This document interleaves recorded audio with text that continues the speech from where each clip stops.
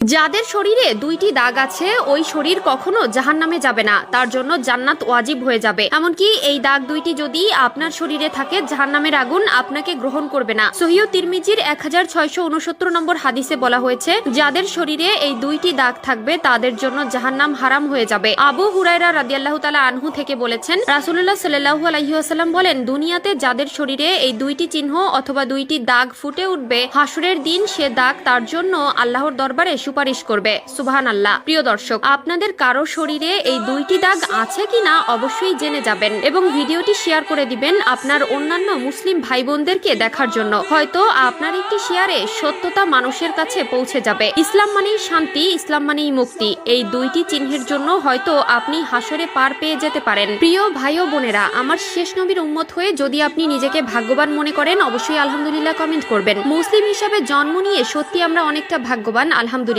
তো চলুন জেনে আসি কোন দুইটি দাগ যা কারো শরীরে থাকলে আল্লাহ তাআলা তাকে মাফ করে দিবেন। এক নম্বর দাগ হলো, রাসূলুল্লাহ সাল্লাল্লাহু আলাইহি ওয়াসাল্লাম বলেছেন, যে ব্যক্তি জিহাদের ময়দানে আল্লাহকে খুশি করার জন্য, আল্লাহর দ্বীন কায়েম করার জন্য অথবা আল্লাহর সন্তুষ্টি অর্জনের জন্য যে ব্যক্তি শত্রুর মোকাবেলা করতে গিয়ে শত্রুপক্ষের আঘাতে তার শরীরে ছোট্ট একটা দাগও যদি হয়ে যায় তার জন্য জান্নাত ওয়াজিব হয়ে যাবে। এই দাগওয়ালা শরীরকে আল্লাহ তাআলা অনেক ভালোবাসেন। এই দাগ থাকার কারণে কিয়ামতের ময়দানে আল্লাহ তাআলা তাকে জান্নাতে দিয়ে দিবেন। প্রিয় ভাইয়েরা, আমার আল্লাহর দ্বীনকে কায়েম করার জন্য যাদের শরীরে বিন্দু পরিমাণ দাগ হয়েছে তারা কতই না সৌভাগ্যবান। আল্লাহ আপনাকে জান্নাতি হিসেবে মনোনীত করেছে বলেই আপনার শরীরে এমন দাগ হবার সুযোগ এসেছে। দুই নাম্বার দাগ হলো, ফরজ ইবাদত সমূহের মধ্যে যদি কোনো একটি দাগ তার শরীরে দেখা দেয় তাহলে তার জন্য জান্নাত ওয়াজিব হয়ে যাবে। যেমন যদি কোনো ব্যক্তি ফরজ ইবাদত করতে গিয়ে তার শরীরে দাগ করে ফেলে, নামাজ পড়তে পড়তে যদি আপনার হাঁটুতে, আপনার কপালে, আপনার পায়ে দাগ হয়ে যায়, বুঝে যাবেন আল্লাহ আপনার জন্য সুসংবাদ দিয়েছে। তবে এখানে একটি বিষয় হলো, লোক দেখানো নামাজ থেকে সকলে বিরত থাকবেন।